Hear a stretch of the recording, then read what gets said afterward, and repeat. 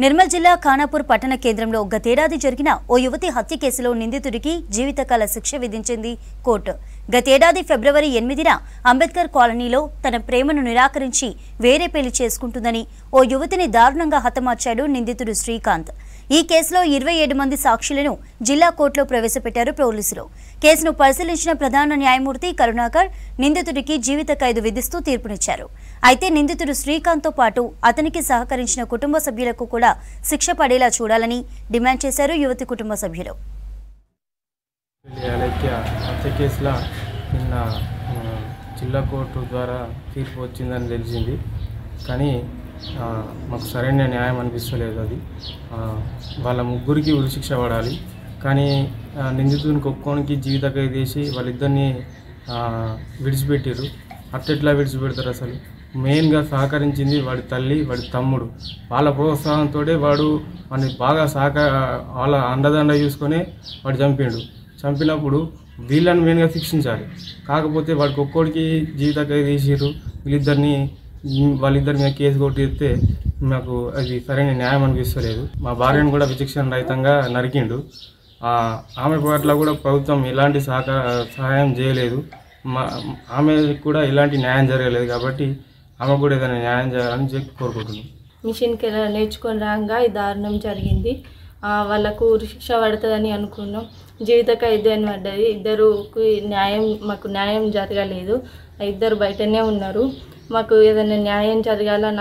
నాకు కొడుకు పాప బాబు ఉన్నారు, చిన్న పిల్లలు. మాకు ఏదైనా న్యాయం జరగాలని ప్రభుత్వాన్ని చేతు మొత్తంకే పని చేస్తలేదు, ఏం పని చేసుకోరాకుంటున్నది. మహబూబ్ నగర్ను ఎడ్యుకేషనల్ హబ్గా మార్చేందుకు ప్రయత్నాలు జరుగుతున్నాయి. పేద విద్యార్థుల ఉన్నత చదువులకు అండగా నిలిచే విద్యానిధి కార్యక్రమానికి విశేష స్పందన వస్తోంది. విద్యానిధికి ఎమ్మెల్యే ఎన్నం శ్రీనివాసరెడ్డి తను ప్రతి నెల జీతం అందజేస్తామని ప్రకటించారు. ఈ స్ఫూర్తితో దాతలు కూడా విరాళాలు అందిస్తున్నారు. నవరత్నాలు, స్కిల్ డెవలప్మెంట్, దేశ్ పాండే ఫౌండేషన్ శిక్షణ కార్యక్రమాలు పాలమూరు విద్యార్థులు, యువతతో భవిష్యత్తుపై ఆశలు చెగరిస్తున్నాయి. పాలమూరు జిల్లాలో ఉన్నత చదువులు చదవాలని ఆకాంక్ష ఉన్నా ఆర్థిక సమస్యలతో చదువుకు దూరం అవుతున్న వారు ఎందరో ఉన్నారు. బతుకు తెరువు కోసం హైదరాబాద్ సహా ఇతర రాష్ట్రాలకు వలస వెళ్తున్న కుటుంబాలు కూడా ఉన్నాయి. చదువుకు తగ్గ ఉద్యోగాలు లేక తోచిన పని చేసుకుంటూ కాలం వెళ్లదీస్తున్న కుటుంబాలెన్నో పాలమూరులో కనిపిస్తాయి. అలాంటి వారి కోసం ఎమ్మెల్యే ఎన్నం శ్రీనివాసరెడ్డి చొరవతో జిల్లాలో ప్రయోగాత్మక కార్యక్రమాలు అమలవుతున్నాయి.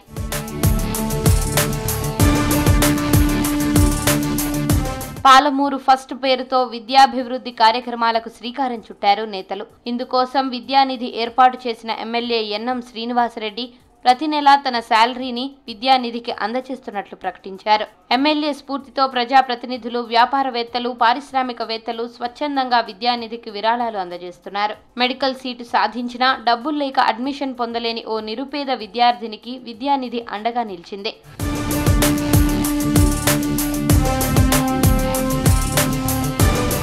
పేద విద్యార్థులకు ఆర్థిక చేయూతనివ్వడంతో పాటు ఎక్కడా లేని విధంగా 2D, 3D animated digital content, study మెటీరియల్ను పాఠశాలల విద్యార్థులకు తయారు చేయించి అందజేశారు నేతలు. 10వ తరగతి విద్యార్థుల కోసం ఐటీ ప్రొఫెషనల్స్ ద్వారా స్టడీ మెటీరియల్ చేయించారు. నవరత్నాల కార్యక్రమం ద్వారా మహిళలకు 9 స్వయం ఉపాధి రంగాల్లో శిక్షణ ఇస్తున్నారు. నిరుద్యోగ యువతకు టెక్నికల్, నాన్ టెక్నికల్ రంగంలో స్కిల్ డెవలప్మెంట్ ప్రోగ్రాం ద్వారా శిక్షణ ఇస్తున్నారు. డిజిటల్ కంటెంట్ బుక్స్ ప్రతి విద్యార్థికి ఇవ్వడం జరిగింది. పోయిన సంవత్సరం కూడా ఈ పుస్తకాలను ప్రభుత్వ పాఠశాలలో చదువుకునే విద్యార్థులకు ఇచ్చినాం. 23% పాస్ పర్సెంటేజ్లో ఇంప్రూవ్మెంట్ వచ్చింది. కాబట్టి ఈసారి ప్రభుత్వ పాఠశాలలోనే కాదు, ప్రైవేట్ స్కూల్లో చదువుకునే మహబూబ్నగర్ విద్యార్థులందరికీ కూడా ఈ డిజిటల్ టెక్స్ట్ బుక్స్ ఇద్దామని నిర్ణయం తీసుకొని అది ప్రతి స్కూల్కి వెళ్ళి వాళ్ళకి ఇవ్వడం జరుగుతూ ఉంది. వాళ్ళని మోటివేట్ చేస్తూ ఉన్నాం. మంచిగా చదువుకొని మంచి మార్కులు తెచ్చుకొని వాళ్ళు చదువుతున్న పాఠశాలకు మరియు వాళ్ళ తల్లిదండ్రులకు మంచి పేరు తీసుకురావాలని. నవరత్నాల్లో భాగంగా కర్ణాటక రాష్ట్రం హుబ్లీకి చెందిన ప్రఖ్యాత స్వచ్ఛంద సంస్థ దేశ్ పాండే ఫౌండేషన్ ఆధ్వర్యంలో విద్యార్థులకు నైపుణ్యాభివృద్ధి శిక్షణ ఇవ్వనున్నారు. ఎమ్మెల్యే ఎన్నం శ్రీనివాసరెడ్డి చొరవతో మహబూబ్ నగర్లోని ఓ కేజీబీవీ, ఓ డిగ్రీ కళాశాలలో నైపుణ్యాభివృద్ధి శిక్షణకు దేశ్ పాండే ఫౌండేషన్ ముందుకొచ్చింది. Marketing, leadership skills, computer knowledge, English communication, basic accounting రంగాల్లో విద్యార్థులకు ట్రైనింగ్ ఇవ్వనుంది దేశ్ పాండే ఫౌండేషన్.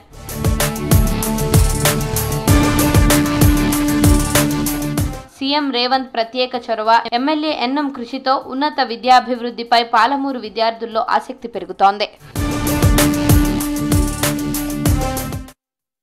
ఉమ్మడి నిజామాబాద్ జిల్లాలోని మీ సేవా కేంద్రాలు, ఆన్లైన్ సెంటర్లలో రద్దీ కొనసాగుతోంది. రేషన్ కార్డుల కోసం భారీ సంఖ్యలో దరఖాస్తు చేసుకుంటున్నారు పబ్లిక్. 9 ఏళ్ల తర్వాత కొత్త పేర్ల నమోదు, పాత కార్డుల్లో మార్పులు చేర్పులకు అవకాశాన్ని కల్పించింది ప్రభుత్వం. నిజామాబాద్ జిల్లాలో ప్రజాపాలనలో 38,000 దరఖాస్తులు వచ్చాయి. కామారెడ్డి జిల్లాలో 32,000 మంది అప్లై చేసుకున్నారు. ఇవిగాక మీ సేవా కేంద్రాల్లోనూ రేషన్ కార్డుకు అప్లై చేసుకుంటున్నారు పబ్లిక్.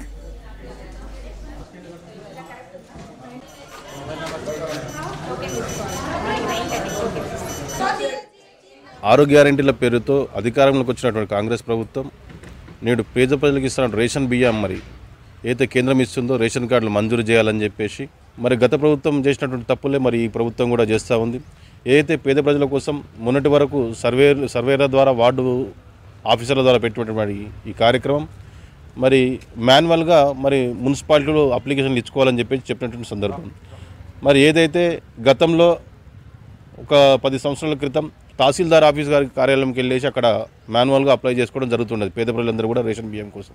కాకపోతే మరి ప్రస్తుతం మున్సిపాలిటీ కేంద్రంలో మరి మున్సిపల్ ఆఫీస్లో అప్లై చేసుకోని చెప్పడం జరిగింది. మున్సిపాలిటీకి వెళ్తే మున్సిపాలిటీ అధికారులు ఏదైతే మీ సేవ మరియు ఈ సేవ కేంద్రాలలో మరి ఆన్లైన్ ద్వారా అప్లై చేసుకోవాలని చెప్పేసి రేషన్ కార్డుల కొత్త విషయంలో చెప్పినారు. ఎంతోమంది పేదవాళ్ళు తిరుగుతుండ్రు. ఈడ వచ్చి రాష్ట్ర ప్రభుత్వానికి విజ్ఞప్తి చేస్తున్నాం. ప్రజలకు మీరు మెయిల్ చేస్తారని మేము కోరుకుంటున్నాము. రేషన్ కార్డులు ఏదో ఒకటి నిర్ణయం తీసుకొని గ్రామ పంచాయతీల అప్లికేషన్లు ఫార్వర్డ్ చేస్తారా మీ ఇష్టం. దయచేసి ప్రజలకు మెయిల్ చేయాలని కోరుకుంటున్నాం. తెలంగాణ ప్రభుత్వం గత 11వ తేదీ నుంచి కొత్త రేషన్ కార్డుల కోసం అప్లికేషన్లు ఓపెన్ చేయబడింది. ఎక్కడా కూడా రేషన్ కార్డు లేని వాళ్ళు మాత్రమే కొత్త రేషన్ కార్డు కోసం అప్లై చేసుకోవాలి. ఆల్రెడీ పెళ్ళైన వాళ్ళు వాళ్ళ అమ్మవారి కార్డు ఇట్లా ఉంటే దాన్ని కట్ చేయించుకొని వచ్చి ఇక్కడ కొత్త రేషన్ కార్డు కోసం అప్లై చేసుకోవచ్చు. ఆల్రెడీ ఉన్న వాళ్ళది మాత్రం ఆన్లైన్లో తీసుకోదు. దీన్ని ప్రజలు గమనించి మొదట వాళ్ళు ఎంఆర్ఓ ఆఫీస్కి వెళ్ళి అక్కడ రేషన్ కార్డు కట్ చేయించుకున్న తర్వాతనే ఇక్కడికి రావాలి. ఇంతకుముందు ప్రజాపాలనలో అప్లై చేసుకున్న వాళ్ళు కానీ ఎవరైనా ఉంటే వాళ్ళు ఆల్రెడీ రేషన్ కార్డు లేకపోతే మాత్రమే ఇక్కడికి వచ్చి కొత్త రేషన్ కార్డు కోసం అప్లై చేసుకోవాలి. అలా ఆల్రెడీ రేషన్ కార్డు ఉన్న వాళ్ళు వాళ్ళ పిల్లల్ని యాడ్ చేసుకోవాలంటే వాళ్ళ పాత రేషన్ కార్డు ప్లస్ వాళ్ళ ఆధార్ కార్డులు తీసుకొని వచ్చి ఇక్కడ అప్లై చేసుకుంటే మేము అప్లికేషన్ తీసుకోబడతాయి. మహబూబ్ నగర్ జిల్లాలోనూ రేషన్ కార్డుల దరఖాస్తు ప్రక్రియ కొనసాగుతోంది. రేషన్ కార్డుల కోసం దరఖాస్తు చేసుకోవడానికి మీ సేవా సెంటర్లకు బారులు తీరుతున్నారు జనం. దీంతో మీ సేవా సెంటర్లు జనంతో సందడిగా మారాయి. మహబూబ్ నగర్ జిల్లాలో రేషన్ కార్డుల నమోదు ప్రక్రియపై మరింత సమాచారాన్ని మా ప్రతినిధి బాలకృష్ణ అందిస్తారు. మహబూబ్ నగర్ జిల్లాలో కొత్త రేషన్ కార్డుల జారీ ప్రక్రియ నిరంతరంగా కొనసాగుతూ వస్తుంది. గత ప్రజాపాలనలో దరఖాస్తులు తీసుకున్నప్పటికీ కూడా అక్కడ మిస్ అయిన వాళ్ళు కూడా నేరుగా వచ్చి మీ సేవా సెంటర్లో దరఖాస్తు చేసుకుంటున్నారు. ప్రస్తుతం మనతో పాటు మీ సేవ నిర్వాహకులు ఉన్నారు. మహబూబ్నగర్ మున్సిపాలిటీ పరిధిలో ఉన్నటువంటి మీ సేవా సెంటర్లో రెగ్యులర్గా ఎవరైతే కొత్త రేషన్ కావాలన్నా లేకపోతే అడిషన్స్ ఆల్రెడీ ఉన్న ఫుడ్ సెక్యూరిటీ కార్డులో వాళ్ళ కుటుంబ సభ్యుల పేర్లు మెన్షన్ చేయాలన్నా కూడా ఇక్కడికి వస్తున్నారు. సో ఆ ప్రాసెస్ని మనం తెలుసుకుందాం. సో రెగ్యులర్గా దరఖాస్తు కోసం వస్తున్నటువంటి వాళ్ళ సంఖ్య ఎట్లా ఉంటుంది, తర్వాత ఈ రికార్డ్స్ కానీ లేకపోతే కొత్త రేషన్ కార్డుల ప్రక్రియ ప్రాసెస్ ఏ విధంగా జరుగుతుందో తెలుసుకుందాం. మనతో పాటు ఆ నిర్వాహకులు వాళ్ళతో మాట్లాడదాం. ఇప్పుడు రోజు రెగ్యులర్గా ఎన్ని అప్లికేషన్స్ వస్తున్నాయి, ఎంటైర్ ఎన్రోల్మెంట్ ప్రక్రియ ఎట్లా జరుగుతుంది? సార్ మన దగ్గరగా రోజు దాదాపు ఒక 30-40 అప్లికేషన్స్ వస్తున్నాయి ప్రజెంట్గా. ఇంకా పబ్లిక్ అయితే ఇంకా అవేర్నెస్ వచ్చేసింది కాబట్టి ఇంకా టైం పడుతుంది. ఇంకా ఆల్మోస్ట్ ఆల్ అందరికీ అప్లై చేసేసుకున్నారు కాబట్టి ఇంకా చాలా తక్కువ వస్తున్నారు. ఇంకా జనాల్లోకి అవగాహన వచ్చేసరికి మనకు పబ్లిక్ ఇంకా పెరిగే అవకాశం ఉంటుంది. ఇంకా ఇంత మార్నింగ్ ఉన్నారు కాబట్టి పబ్లిక్ రాలేదు, వస్తారు. వచ్చినప్పుడు మనం ఎక్కువ అంటే పబ్లిక్ మెయిన్గా ఆల్రెడీ గ్రామ సభల్లో అప్లై చేసుకున్నారు, తర్వాత ప్రజాపాలనలో అప్లై చేసుకున్నారు రేషన్ కార్డులకు సపరేట్గా. అక్కడ చేసుకున్నారు కాబట్టి వాళ్ళు ఏం చెప్పారంటే ఆల్రెడీ చేసుకున్నటువంటి వాళ్ళకు కొంతమందికి ఫోన్ కాల్స్ చేశారు, ఎంక్వైరీ కూడా చేశారు. వచ్చినటువంటి వాళ్ళు మళ్ళీ అప్లై చేసుకోవాల్సిన అవసరం లేదని చెప్పారు మనకు. సో ఇప్పుడైతే ఎవరైతే కొత్త రేషన్ కార్డులు ఉన్నారో ఇక్కడ అప్లై చేసుకున్న వాళ్ళు ఉంటే కూడా మనం ఇక్కడ చేసుకోవడానికి వచ్చాము, చేసుకుంటున్నారు కస్టమర్స్. సో మనము member additions plus new enrollments అదే ఫుడ్ సెక్యూరిటీ కార్డుకు అప్లై చేసుకోవడానికి వచ్చిన వాళ్ళకు ఈజీగా ఫ్లెక్సిబిలిటీగా ఉన్నటువంటి సర్వీస్ ఇక్కడ మీసో ద్వారా చేస్తున్నారు. మీ దగ్గరికి జనరల్గా వచ్చే వాళ్ళు ఎట్లాంటి నీడ్స్ కోసం వస్తున్నారు? వెబ్సైట్లో ఆన్లైన్లో ఎంట్రీ చేస్తున్నారా, ఆఫ్లైన్ ఎంట్రీ చేస్తున్నారా? ఎంట్రీ ప్రాసెస్ చెప్పండి. మనం డైరెక్ట్ ఆన్లైన్ అప్లికేషన్ సార్, అది మీ సేవా సర్వీస్ పోర్టల్ ఉంటుంది. ఇక్కడ application for the new food security card, కొత్త ration card purpose application sir. ఇది మనం ఇక్కడ ఆధార్ నెంబర్ ఎంటర్ చేస్తాము, ఎవరిదైతే అప్లై చేయాలో వాళ్ళ పేరు కొడతాము. అంటే మెయిన్గా హెడ్ ఆఫ్ ది ఫ్యామిలీ అంటే లేడీస్ ఉమెన్ పైనే అప్లై చేయాలి. అది స్టేటస్ అండ్ తెలుసుకోవడానికి వస్తున్నారు, ప్లస్ కొత్త మెంబర్ అడిషన్స్ చేసుకోవడానికి కూడా వస్తున్నారు సార్. వాళ్ళకి చేసి పంపిస్తున్నాము. వచ్చిన కస్టమర్స్ రిటర్న్ పోకుండా ఈజీగా వాళ్ళకి సర్వీస్ చేసి పంపిస్తున్నాం సార్. ఓకే, ఇప్పుడు అడిషన్స్ చేసుకోవాలన్నా కూడా వస్తున్నారు వాళ్ళు? వస్తున్నారు సార్. ఇక్కడ మనకి డిస్ప్లే అవుతున్నాయి సార్. మనకి ఉండే ఏరియాని బట్టి వాళ్ళ షాప్స్ని బట్టి ఈ షాప్ నెంబర్స్ కూడా మెన్షన్ చేసి మనకు డిస్ప్లే చూపిస్తుంది. మేము ఇక్కడ వీరన్నపేట ఉంది కాబట్టి వీరన్నపేట షాప్స్ నెంబర్స్ వచ్చేసి 42 సార్. దీంట్లో కొత్త రేషన్ కార్డ్ సర్వీస్లో వాళ్ళు ఏ షాప్ తీసుకోవాలి అనేది వాళ్ళకి అవైలబుల్లో ఉన్నటువంటి షాప్ నెంబర్స్ కూడా డిస్ప్లే చూపిస్తుంది. వాళ్ళకి ఇంటికి దగ్గరలో ఉన్నటువంటి షాప్స్, ఆ షాప్స్ సెలెక్ట్ చేసుకుంటాం. ఇక్కడ వాళ్ళ కుటుంబ సభ్యుల యొక్క ఆధార్ నెంబరు, పేర్లు అవి మెన్షన్ చేయాల్సి ఉంటుంది సార్. కొత్తవి ఏజ్ లిమిట్ అని ఏం లేదు సార్. దీనికి ఫుడ్ సెక్యూరిటీ కార్డుకు ఏజ్ లిమిట్ ఏం లేదు. మనం ఎవరిదైనా సరే అందుట్లో లేకపోతే యాడ్ చేసుకోవచ్చు. ఓకే, ఇప్పుడు కొత్తగా మెంబర్ యాడ్ చేసుకోవాలంటే ఏమేమి డాక్యుమెంట్స్ కావాలి? కొత్తగా మెంబర్స్ యాడ్ చేసుకోవాలంటే ఒక అప్లికేషన్ ఫామ్ సార్. వాళ్ళ యొక్క ఎవరైతే యాడ్ చేయాలో వాళ్ళ ఆధార్ కార్డు, ఒకవేళ ఇన్ కేసు దాంట్లో గ్యాస్ కనెక్షన్ ఉంటే గ్యాస్ నెంబర్ కావాలి, గ్యాస్ ఏజెన్సీ నేమో గ్యాస్ నెంబర్ కావాలి. ఓకే, ఇప్పుడు అప్లై చేసుకున్న తర్వాత డాటా ఎంట్రీ చేసిన తర్వాత ఎన్ని రోజుల్లో వాళ్ళ కార్డు ఇష్యూ అవుతుంది? అది మనం చెప్పడానికి రా సార్. మనకు రిసిప్ట్లు అయితే 30 days జనరేట్ అని చెప్పేసి అని చూపిస్తారు, కానీ అది డిఎస్ సివిల్ సప్లై సెక్షన్ వాళ్ళకి. ఓకే, సో మనతో పాటు ఇక్కడ ఆల్రెడీ ఒక ఫ్యామిలీ మెంబరు తన కుటుంబ సభ్యుల్ని ఎన్రోల్ చేయించాడు. ఆయనతో మాట్లాడదాం.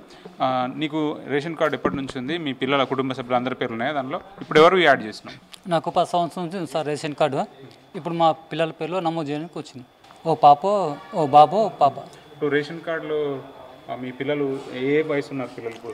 నా పాపకి 12 సంవత్సరాలు, బాబుకి 7 సంవత్సరాలు. ఓకే, కార్డు అంటే వాళ్ళు మీ రేషన్ కార్డులో లేని పిల్లలకు ఎట్లా ఇబ్బంది అయ్యేది? రేషన్ సరిపోతుందా మీకు గతంలో? సరిపోకుండా సార్, కాకపోతే ఇబ్బంది ఉంటుంది. ఇప్పుడు అప్లికేషన్ పెట్టుకోవడానికి వచ్చింది ఫస్ట్ టైం. 12 ఏళ్ళ నుంచి కార్డు లేదు మీ పాప పేరు మీద? లేదు.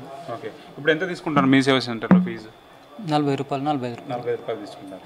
ఓకే, సో ఎంటైర్ ప్రాసెస్ అంతా కూడా రేషన్ కార్డులకు సంబంధించిన ప్రక్రియ ఆల్రెడీ గ్రామ సభల్లో అట్లాగే ప్రజాపాలన దరఖాస్తుల ప్రక్రియలో కూడా తీసుకున్నారు. మిగతా ఏవైతే రిమైనింగ్ పబ్లిక్ ఎవరైతే మిస్ అయిన వాళ్ళు ఉన్నారో అటు గ్రామ సభలో కానీ ప్రజాపాలన కానీ నిరంతరం కూడా ఈ ఎన్రోల్మెంట్ ప్రక్రియ, కొత్త రేషన్ కార్డులకు సంబంధించిన ప్రక్రియ అయితే జరుగుతూ ఉంది. డీటెయిల్స్ తీసుకొని కొంత అడిషన్స్కి సంబంధించిన ప్రక్రియ అంతా మీ సేవా సెంటర్లో జరుగుతుంటే ఆల్రెడీ చనిపోయిన వాళ్ళు లేకపోతే మ్యారేజ్ అయ్యి వేరే ఇంటికి వెళ్ళిన వాళ్ళు కూడా వాళ్ళ నంబర్స్ డిలీట్ చేయడం అట్లాంటి ప్రక్రియ అంతా కూడా ఎంఆర్ఓ ఆఫీస్లో జరుగుతుంది. సో మహబూబ్నగర్ జిల్లాలో నిరంతరంగా కూడా రేషన్ కార్డుల ఇష్యూయింగ్ అట్లాగే ఎన్రోల్మెంట్ ప్రక్రియ అయితే కొనసాగుతుంది. కెమెరా పర్సన్ శ్రీనివాస్ కలిసి బాలకృష్ణ, V6 న్యూస్, మహబూబ్నగర్. వరంగల్లో ప్రసూతి ఆసుపత్రిలో ఆక్సిజన్ ప్లాంట్ నిరుపయోగంగా మారింది. పట్టించుకోవాల్సిన అధికారులు ఏమీ పట్టనట్టుగా వ్యవహరిస్తున్నారని ఆరోపణలు వస్తున్నాయి. లక్షలాది రూపాయలు వెచ్చించి నిర్మించిన ప్లాంట్ పనికి రాకుండా పోతుందంటున్నారు పబ్లిక్. ప్లాంట్లో మీటర్లు తుప్పు పట్టిపోతుండగా ప్లాంట్ దుమ్ము ధూళితో నిండిపోయింది. ఆక్సిజన్ సకాలంలో గర్భిణీలు, శిశువులకు ఇబ్బంది పడుతున్నారు.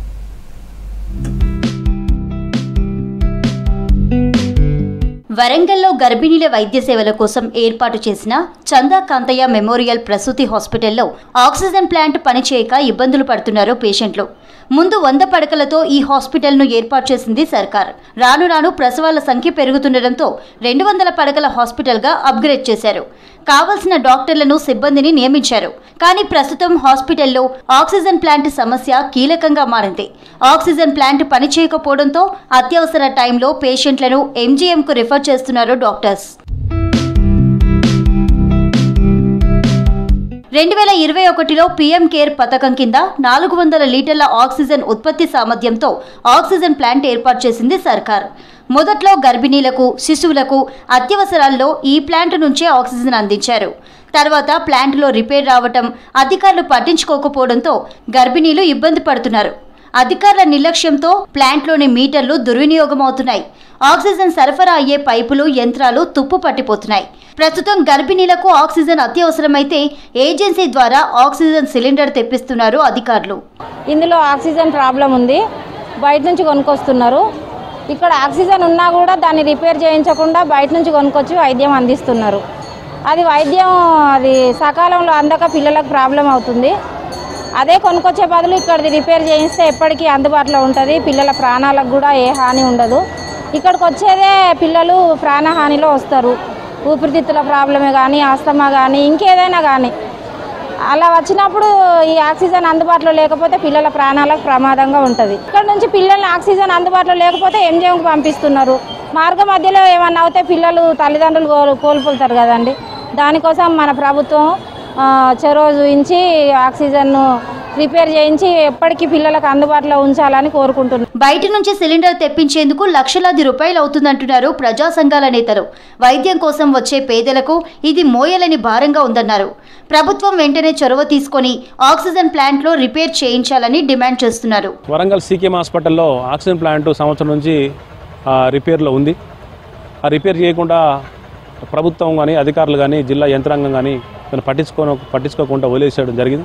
దాని మూలంగా హాస్పిటల్కి వచ్చేటువంటి మహిళలు కానీ గర్భిణీ స్త్రీలు చిన్నపిల్లలు ఆక్సిజన్ లేకపోవడం మూలంగా చాలా ఇబ్బందులు గురవుతున్నారు. వారిని ఆక్సిజన్ కోసం ఎంజిఎం హాస్పిటల్ కావచ్చు ప్రైవేట్ హాస్పిటల్ కాడికి ప్రైవేట్కు షిఫ్ట్ చేస్తున్నారు. ఆ మార్గ మధ్యలో పోతున్న క్రమంలో వాళ్ళ పేషెంట్లకు ఏమైనా జరిగేటువంటి ప్రమాదం ఉంటుంది కాబట్టి వెంటనే రిపేర్ చేయాలని చెప్పి మేము డిమాండ్ చేస్తాను. అదేవిధంగా అక్కడ సిలిండర్లు అత్యవసరంగా వాడుకోవాలంటే మాత్రం ప్రైవేట్ నుంచి తీసుకుంటున్నారు. అంటే ప్రైవేటు వాళ్ళ కొనుగోలు కోసమేనా సీకేఎం హాస్పిటల్ ఉందని చెప్పి మేము అడుగుతున్నాం. కాబట్టి వెంటనే దాన్ని పనిలోకి తీసుకురావాలి. ఆక్సిజన్ ప్లాంట్ రిపేర్ చేయాలి. ప్రైవేట్ నుంచి తీసుకున్నటువంటి గ్యాస్ను వెంటనే దాన్ని బంద్ చేయాలి. ఆక్సిజన్ ప్లాంట్ పనిచేయకపోయినా పేషెంట్లకు ఇబ్బంది రాకుండా సిలిండర్లు తెప్పిస్తున్నామని చెప్తున్నారు అధికారులు. రోగులకు ఆక్సిజన్ సరఫరాలో ఎలాంటి ఇబ్బంది లేకుండా చూస్తున్నామని తెలిపారు. మన దగ్గర ఆక్సిజన్ ప్లాంట్ అనేది కోవిడ్ టైంలో ఇన్స్టాలేషన్ జరిగినాక కొన్ని రోజులు రన్ అయింది. ప్రస్తుతానికి ఏంటి అంటే కోవిడ్ ఇప్పుడు ఆక్సిజన్ ప్లాంట్ అనేది 240 బెడ్లకు కంప్లీట్ పోర్ట్స్ అనేది అవైలబుల్ ఉంది. ఒకసారి ఆక్సిజన్ ప్లాంట్ ఆన్ చేస్తే ఆ 240 పోర్ట్లకు మనకు ఇమ్మీడియట్గా ఆక్సిజన్ సప్లై అనేది వెళ్తూ ఉంటుంది. మనకు 240 పోర్ట్లకు ఆక్సిజన్ సప్లై కావాలి అంటే 1.5 lakh వరకు పర్ మంత్ మనకు ఎలక్ట్రిసిటీ బిల్ అనేది అవుతుంటుంది. సో దాని ప్లేస్లో మనము బయట నుంచి ఆక్సిజన్ ప్రొక్యూర్ చేసుకుని మనకు 50,000 to 60,000లో అయిపోతుంది. మనకు డైలీ ఒక 20 to 30 బెడ్స్ వరకే ఆక్సిజన్ అనేది అవసరం పడుతుంది. సో మనం ఆక్సిజన్ అనేది బయట నుంచి ప్రస్తుతానికి సప్లై చేసుకుంటున్నాము. అది ఆన్ చేస్తే మనకు ఆల్మోస్ట్ 80 to 90,000 మనకు ఎవ్రీ మంత్ మనకు అనవసరమైన ఖర్చు కాబట్టి అది ప్రస్తుతానికి అనేది ఆక్సిజన్ ప్లాంట్ అనేది డార్మెంట్ స్టేట్లో ఉంది. బట్ రన్నింగ్ స్టేట్లోనే ఉంది. సో 20 to 30 బెడ్స్కి ఆక్సిజన్ సంబంధించిన సిలిండర్స్ మనం ఎవ్రీ మంత్ ప్రొక్యూర్ చేసుకుంటాం. మనకి స్పేర్లో కూడా సిలిండర్స్ పెట్టుకుంటాం. మనం ఒకవేళ ఎమర్జెన్సీ ఏదైనా ఎక్కువ అవసరం పడ్డా కూడా మన దగ్గర స్పేర్ సిలిండర్స్ కూడా ఉంటాయి. ఆక్సిజన్ ప్లాంట్లో రిపేర్ చేయించి అందుబాటులోకి తెస్తే సిలిండర్ల కోసం లక్షల రూపాయలు ఖర్చు చేయాల్సిన అవసరం ఉండదంటున్నారు పబ్లిక్. చదివింది 8వ తరగతి. చిన్నప్పుడే పెళ్లి, అనుకోని కారణాలతో భర్తతో విడాకులు, 2 పిల్లలతో పుట్టింటికి చేరింది. తర్వాత కొద్ది రోజులకే తండ్రి చనిపోయాడు. ఈ సమస్యల సుడిగుండాన్ని దాటి కానిస్టేబుల్ ఉద్యోగాన్ని సాధించింది. తన 2 చెల్లెళ్లను చదివించి వాళ్లకు పెళ్లిళ్లు చేయడమే కాదు, తన పిల్లలకు పోలీసు ఉద్యోగాలు వచ్చేలా తీర్చిదిద్దిన సంగారెడ్డి జిల్లా బీబీపేట గ్రామానికి చెందిన గంగమణి కథ ఏంటో తెలుసుకుందాం.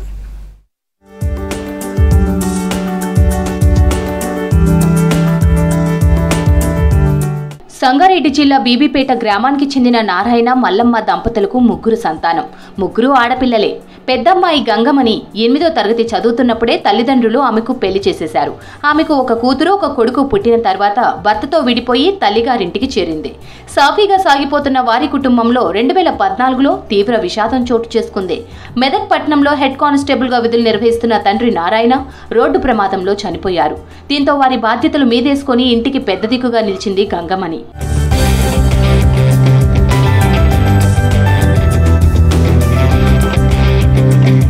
2014లో పోలీస్ కానిస్టేబుల్గా ఎంపికైన మణి కుటుంబ బాధ్యతలను తన భుజాల మీద వేసుకుంది. 2 చెల్లెలను బీటెక్ చదివించింది. వాళ్ళిద్దరూ పంచాయతీ సెక్రటరీలుగా ఉద్యోగాలు సాధించారు. ఉద్యోగం వచ్చాక 2కి పెళ్లిళ్లు చేసింది. ఈ క్రమంలో తన కొడుకు నవీన్ చంద్ర, కూతురు శ్రీజాను ఉన్నత చదువులు చదివించడానికి ఎన్నో ఆర్థిక ఇబ్బందులు ఎదుర్కొంది గంగమణి. ఆమె పరిస్థితి చూసి పోలీస్ డిపార్ట్మెంట్ వాళ్ళు సాయం అందించినా ఇబ్బందులు తప్పలేదు. హోంగార్డ్గా 2007లో నేను సిటీ పోలీస్ దాంట్లో జాయిన్ అయ్యాను. సిఆర్ హెడ్ క్వార్టర్ నుంచి బంజారాహిల్స్లో 7 years నేను హోంగార్డ్గా చేశాను.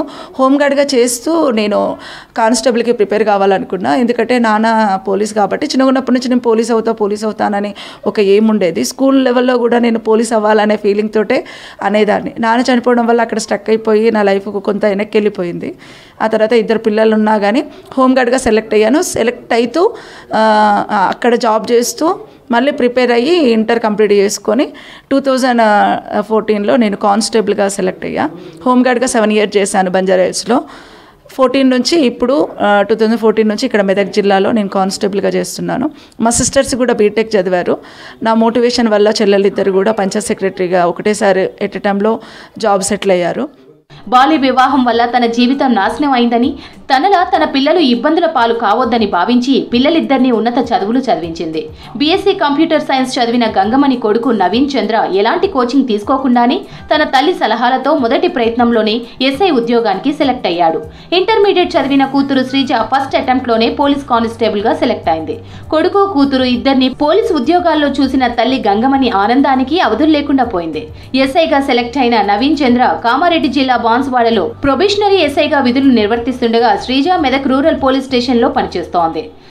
ఇప్పుడున్న ప్రస్తుత పరిస్థితులలో ఏదో ఒక జాబ్ మనుషులకు ఉండాలి. ఆ తత్వంతో వాళ్ళకి తెలియకుండా నేను అప్లికేషన్ చేశాను. చేయడం వల్ల వాళ్ళ ఫిలిమ్స్ క్వాలిఫై అయ్యారు, ఓన్గా ప్రిపేర్ అయ్యారు. ప్రిపేర్ అవుతూ మా బాబు ఆ తర్వాత మా పాపకి కొంచెం గైడ్లైన్స్ ఇచ్చిండు. ఆ విధంగా మా బాబు ఎస్ఐగా సెలెక్ట్ అయ్యాడు. కామారెడ్డి డిస్టిక్ అలాట్మెంట్ ఇచ్చారు. మా పాప మెదక్ రూరల్ పోలీస్ స్టేషన్లో కానిస్టేబుల్గా చేస్తుంది. నేనేమంటానంటే ఈ జాబు ఆ జాబ్ అని పిల్లల మీద ప్రత్యేకమైన ఇంటెన్షన్ పెట్టకుండా ఏ పేరెంట్స్ అయినా సరే వాళ్ళకి ఉన్న సోర్సులలో ప్రస్తుతానికి ఏదో ఒక జాబ్ మంచిగా ఉండాలి, తను సెటిల్ కావాలనే ఫీల్ తోటి చదివించాలి, వాళ్ళకి మోటివేట్ చేయాలని అంటాను. కానిస్టేబుల్గా నేను చాలా హ్యాపీ. నాకు డిపార్ట్మెంట్ కూడా చాలా హెల్ప్ఫుల్గా ఉన్నారు. ఎందుకంటే ప్రతి ఒక్కరు కూడా మోటివేషన్ చేస్తారు డిపార్ట్మెంట్లో. నాకు సాటిస్ఫాక్షన్ ఉంది. పోలీస్ డిపార్ట్మెంట్ అంటే చాలా సాటిస్ఫాక్షన్గా ఫీల్ అవుతున్నా. గ్రౌండ్ టైంలో కూడా తను డ్యూటీ ఇస్తూ మాతో టైం స్పెండ్ చేసేది. నాతో పాటే మా అన్నయ్య కూడా ఎస్ఐకి సెలెక్ట్ అయ్యాడు. మా అన్నయ్య ఎస్ఐ కావడానికి కారణం కూడా కేవలం మా మమ్మీ మాత్రమే. తన వల్లే మేమిద్దరం చాలా చిన్న ఏజ్లో జాబ్లో సెటిల్ అయ్యాం. పూర్తి క్రెడిట్ అంతా మా మమ్మీకే ఇస్తాం మేము. కష్టాలు వచ్చినప్పుడు ఆందోళన చెందకుండా కష్టపడితే ఏదైనా సాధించవచ్చని నిరూపించింది గంగమణి. ఇద్దరు చెల్లెళ్ళు, ఇద్దరు పిల్లలను ఉన్నత స్థాయికి తీసుకుపోవడానికి గంగమణి పడ్డ కష్టాన్ని అందరూ మెచ్చుకుంటున్నారు. ఎంతో మంది మహిళలకు గంగమణి స్ఫూర్తిగా నిలుస్తున్నారు.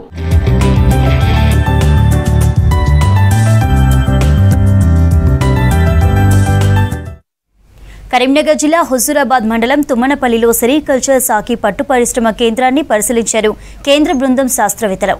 మల్బరీ మొక్కలను పరిశీలించి వ్యాధి నివారణ చర్యలపై రైతులకు సూచనలు చేశారు. కొత్తగా కనిపెట్టిన రూట్ రాతి కెమికల్ను ఎలా ఉపయోగించాలో చెప్పారు. సెరికల్చర్ పట్టు పరిశ్రమ సాగుతో రైతులు ఎన్నో లాభాలుంటాయన్నారు చెప్పారు. సరైన మెలకువలు పాటించి సాగు చేస్తే అధిక దిగుబడులు సాధించవచ్చని తెలిపారు.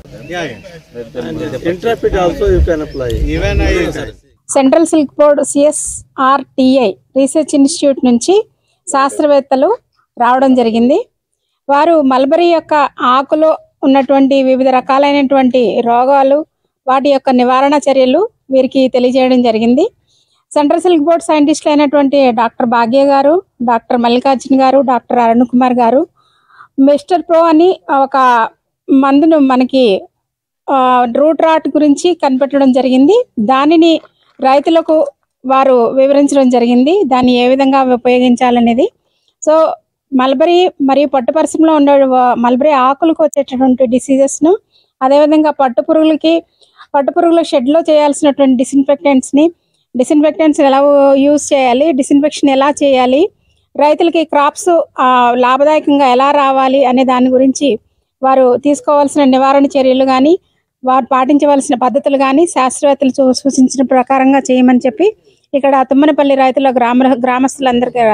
పట్టు రైతులందరికీ కూడా తెలియజేయడం జరిగింది, వివరణ ఇవ్వడం జరిగింది. శాస్త్రవేత్తలందరూ కూడా వినోద్ యాదవ్ గారు RSRS ములుగు సైంటిస్ట్ గారు, మరియు రాఘవేంద్ర గారు RSRS ములుగు సైంటిస్ట్ గారు, మరియు DHSO మన కరీంనగర్ జిల్లా DHSO శ్రీనివాసరావు గారు, నేను JD వరంగల్, మేమందరం కలిసి ఇక్కడికి వచ్చి రైతులకి వారికి కావాల్సినటువంటి సూచనలు సలహాలు ఇవ్వడం జరిగింది. అద్దె భవనాలతో గురుకులాల విద్యార్థులకు కష్టాలు తప్పడం లేదు. అద్దె చెల్లింపుల్లో గత ప్రభుత్వం ఆలస్యం చేయడంతో హాస్టల్స్ యజమానులు ఖాళీ చేయాలని హెచ్చరిస్తున్నారు. కొన్ని చోట్ల గేట్లకు తాళం వేసిన పరిస్థితులు కూడా ఉన్నాయి. ఇప్పటికే అరకొర సౌకర్యాలతో ఇబ్బంది పడుతున్న విద్యార్థులకు ఈ అద్దె కష్టాలు మరింతగా ఇబ్బందికరంగా మారాయి.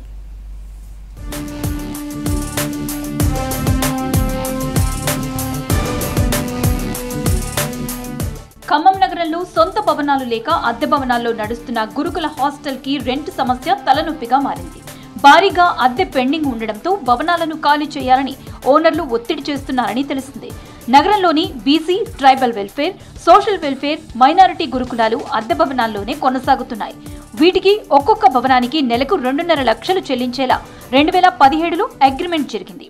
గత ప్రభుత్వం చేసినటువంటి వైఫల్యాల మూలంగా నేటికి గురుకులాలకు సొంత భవనాలు లేకపోవడం వల్ల విద్యార్థులు అష్టకష్టాలు పడుతూ అరిగోసలు పడుతూ దాంట్లోనే కాలం వెల్లదీస్తున్నటువంటి పరిస్థితిని మనం చూస్తూ ఉన్నాం. గత ప్రభుత్వాలు విడుదల చేయకపోవడం వల్ల హాలిడేస్ వస్తే ఆ భవనాల యాజమాన్యాలు గురుకులాలకు తాళాలు వేసుకోవడం వల్ల ప్రిన్సిపాల్ విద్యార్థులందరూ వచ్చిన తర్వాత బతిలాడుకొని మరీ ఈ తాళాలు తీసుకొని గురుకులాలకు వచ్చేటువంటి దౌర్భాగ్య పరిస్థితి నెలకొంటా ఉంది. తక్షణమే సొంత భవనాలు నిర్మించాల్సినటువంటి పరిస్థితి ఉంది. ప్రభుత్వం ఆ వైపుగా చర్యలు చేపట్టాలని చెప్పేసి డిమాండ్ చేస్తా ఉన్నాం. బీఆర్ఎస్ సర్కార్ నుంచి ఇప్పటి వరకు గురుకుల భవనాల అద్దె పెండింగ్ పడిందని తెలిసింది. దీంతో బిల్డింగ్ యజమానులు గురుకులాలకు తాళాలు వేస్తామని హెచ్చరిస్తున్నారు. సెలవులు వచ్చిన ప్రతిసారి బిల్డింగ్లకు తాళాలు వేసి బెదిరిస్తున్నారని, ప్రిన్సిపల్స్ బతిమలాడి తాళాలు తీయించాల్సిన పరిస్థితి ఉందని వాపోతున్నారు లోకల్స్. ఇవాళ రాష్ట్ర ప్రభుత్వం విద్యార్థులకు కావాల్సినటువంటి వస్తువులను కల్పించాలి. ప్రత్యేకంగా వాళ్ళు బడ్జెట్లో గురుకులాల కోసం కానివ్వండి, ప్రభుత్వ విద్యా సంస్థల కోసం కానివ్వండి బడ్జెట్ని సపరేట్గా కేటాయించాలి. ఇవాళ రాష్ట్ర వ్యాప్తంగా ఖమ్మం జిల్లా వ్యాప్తంగా ఉన్నటువంటి అన్ని బిల్డింగులకు కూడా సొంత భవనాలని అన్ని గురుకులాలకు ఏర్పాటు చేయాలి. అద్దె బిల్డింగ్లకు ఓనర్లు తాళాలు వేయటం, తీయాలంటూ విద్యార్థులు ఆందోళనలు చేయటం కామన్ అయిపోయిందని విమర్శలు వస్తున్నాయి. సంక్రాంతి సెలవుల్లో బొమ్మ ఇంజనీరింగ్ కళాశాలలో నిర్వహిస్తున్న తిరుమలాయపాలెం గురుకుల భవనానికి ఓనర్ తాళాలు వేశారని చెప్పారు స్థానికులు. విద్యార్థుల ఆందోళనతో తీశారని, అద్దె భవనాల్లో నడుస్తున్న ప్రతి గురుకులంలో ఇదే పరిస్థితి ఉందని తెలిపారు.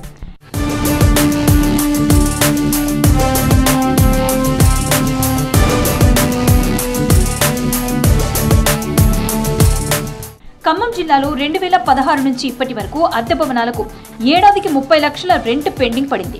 9 ఏళ్లుగా ఒక్కొక్క గురుకులానికి 2,70 లక్షల రూపాయలు ప్రభుత్వం చెల్లించాల్సి ఉంది. ఈ డబ్బుతో గురుకులాలకు శాశ్వత బిల్డింగ్ నిర్మాణం పూర్తయ్యేది. బీఆర్ఎస్ సర్కార్ అనాలోచిత నిర్ణయాలతో సొంత భవనాలు కట్టేందుకు సరిపోయి కోట్ల రూపాయల డబ్బు అద్దె భవనాలకు చెల్లించాల్సి వస్తుందని విమర్శలు వస్తున్నాయి. కాంగ్రెస్ సర్కార్ అయినా శాశ్వత భవనాలు నిర్మించాలని డిమాండ్ చేస్తున్నారు విద్యార్థులు. ఈ గురుకులాలు మెజార్టీగా ఖమ్మం జిల్లాలో చూసుకుంటే ఎస్సీ, ఎస్టీ, బీసీ మైనార్టీ గురుకులాలు సగం కంటే ఎక్కువగా కూడా అద్దె భవనాల్లో కొనసాగిస్తున్న పరిస్థితి కనిపిస్తూ ఉంది. ఒకే గురుకులాల్లో అద్దె భవనాల్లో ఉండడం వల్ల డార్మెట్లో వాళ్ళు చదువుకోవాల్సిన పరిస్థితి కనిపిస్తూ ఉంది. అదే డార్మెట్లో పాడుకునే పరిస్థితి కనిపిస్తూ ఉంది. ప్రభుత్వ ల్యాండ్స్ చాలా ఉన్నాయి, అనేక ఉన్నాయి ఖమ్మం జిల్లాలో. మీరు అద్దె భవనాలు వదిలేసి సొంత భవనాలు కేటాయించి విద్యార్థులకు మెరుగైన విద్య అందే విధంగా సొంత భవనాలు కనుక మీరు కట్టిస్తే మేజర్గా సమస్యలు అనేవి ఉండవు. కాబట్టి ఆ వైపు ఆలోచన చేయని చెప్పేసి కూడా మేము పీడిఎస్గా డిమాండ్ చేస్తున్నాం. అద్దె భవనాల్లో చాలా చోట్ల కనీస సౌకర్యాలు లేవని చెప్తున్నారు స్టూడెంట్స్. డార్మెంటరీ గది కిటికీలకు గోనె సంచులు కట్టి ఉంటున్నామని, చలికాలంలో విపరీతమైన చలి, ఎండాకాలంలో తట్టుకోలేని వేడి వాతావరణంలో ఉంటున్నామని ఆవేదన వ్యక్తం చేస్తున్నారు. నీటి కొరత, డ్రైనేజీ సమస్య కూడా ఉందని చెబుతున్నారు. వీటికి తోడు అద్దె కట్టాలంటూ ఓనర్లు బెదిరింపులకు దిగడం ఆందోళన కలిగిస్తోందని, ప్రభుత్వం సమస్యలను పరిష్కరించాలని కోరుతున్నారు.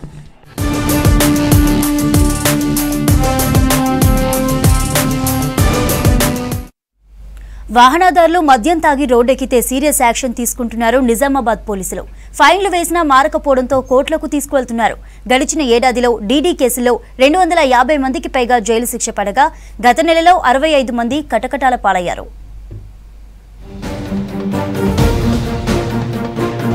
నిజామాబాద్ నగరంలో డ్రంక్ అండ్ డ్రైవ్ టెస్టులతో వాహనదారులను హడలెత్తిస్తున్నారు పోలీసులు. ప్రధాన కూడళ్లలో నిత్యం స్పెషల్ డ్రైవ్లు నిర్వహిస్తూ తాగి రోడ్డెక్కే వారిపై కఠిన చర్యలు తీసుకుంటున్నారు. వాహనదారులు మోతాదుకు మించి మద్యం తాగి డ్రైవింగ్ చేయడంతో రోడ్డు ప్రమాదాలు జరుగుతున్నాయి. ప్రమాదాలను నివారించేందుకు డ్రంక్ అండ్ డ్రైవ్ పై స్పెషల్ ఫోకస్ చేశారు పోలీసులు.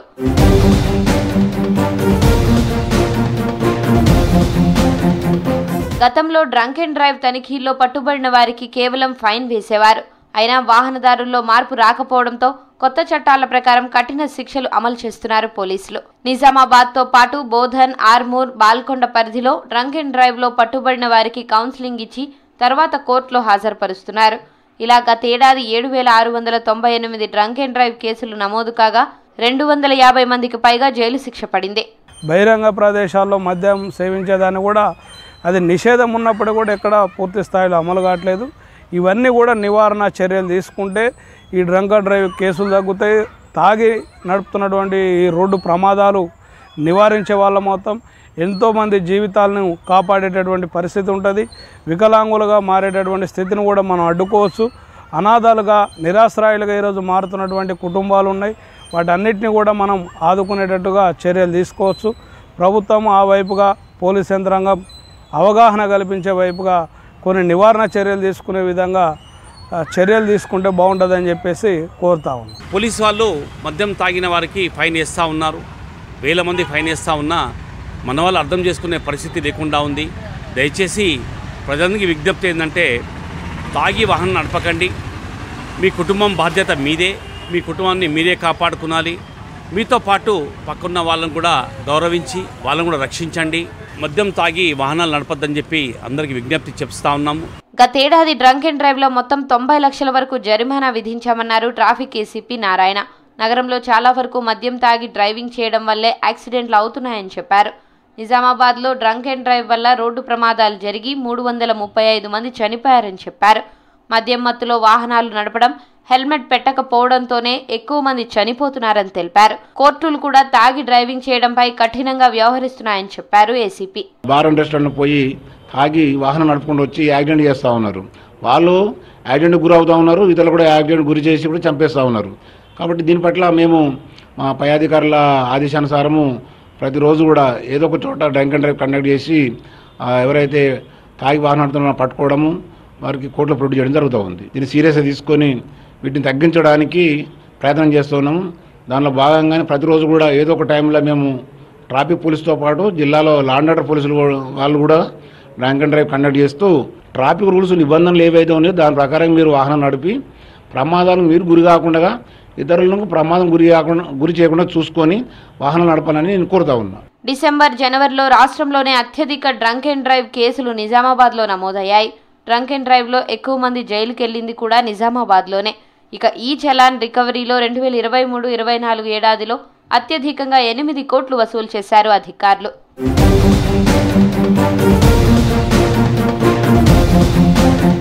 మిస్ అయిన వారి కోసం మరోసారి సర్వే చేయడం మంచి పరిణామమన్నారు సిపిఐ జాతీయ కార్యవర్గ సభ్యుడు చాడా వెంకటరెడ్డి.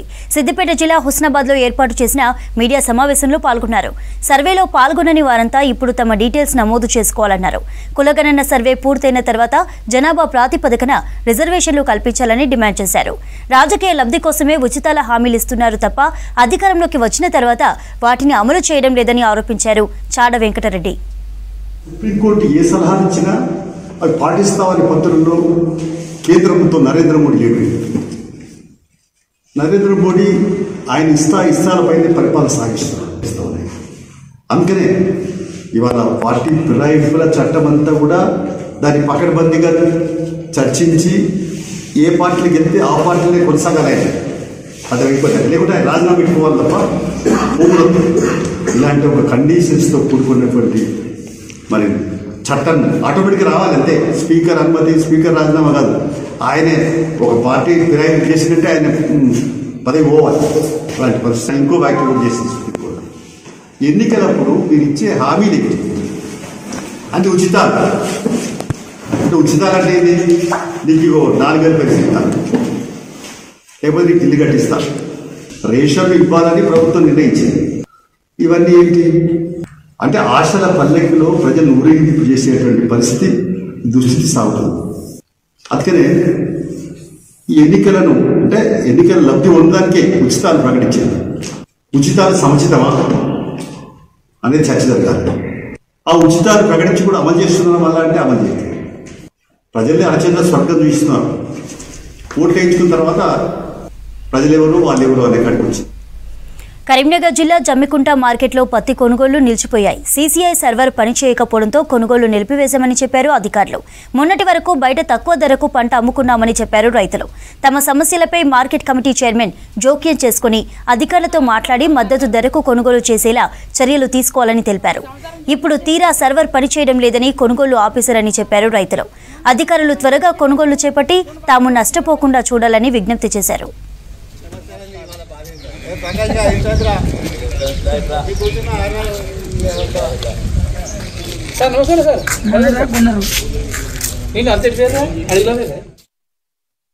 సీసీఐ వాళ్ళు అట్టిదారులు ఎవరు రాలేరు. మా పత్తి కొనరా కొనకపోతే మిల్లులో పోతే 6,000 6,100 పెడతా అంటారు. మాకు పత్తి గిట్టుబాటు ధర పడుతుంది కాబట్టి ప్రభుత్వమే మాకు గిట్టుబాటు ధర కావాలని కోరుచున్నాం. ఎవరు కలబడతలేరు, వీడికి వచ్చి పోతారు కానీ కదా కంటికి కలబడకుండా వేరు, అందరు వేరు. ఇప్పుడు ఇవ్వలేరు. ఇప్పుడు ఇక్కడ ఎన్ని క్వింటాల నేను 10 క్వింటాల పత్తి తెచ్చిన. ఇతర కారణాలు ఏమన్నో చెప్పేసి రైతులను ముంచడం జరుగుతుంది. మేము ఏం మాట్లాడినా కూడా లేదు పత్తికి ఇంతే ధర ఉంటుంది, మీకు వీలైతే ఎక్కడైనా చెప్పుకోపోండి అనే విధంగా మాట్లాడతారు. దయచేసి ప్రభుత్వం పట్టించుకోవాలి. పాలక వర్గం వాళ్ళు కూడా ఏం పట్టించుకోవడం లేదు.